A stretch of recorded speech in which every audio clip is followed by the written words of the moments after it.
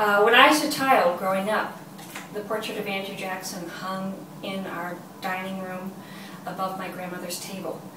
And I thought it was my grandfather. But it was told to me that he was the founder of the Democratic Party.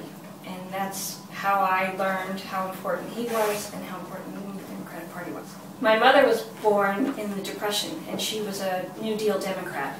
She taught us that Franklin Roosevelt was a hero, that he put people to work and he healed the nation. My mother taught me that government is for the good of the people. I've always believed that growing up.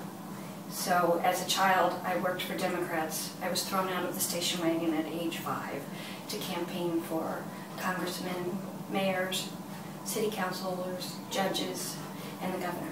Today, our governor, Deval Patrick, he talks about the government is the word we use for the work that we do together. And I've always believed that that's true, and now it's more than ever.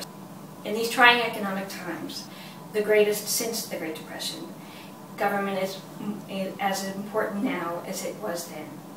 We need government when we have emergencies. We need government for health care. We need government for public safety.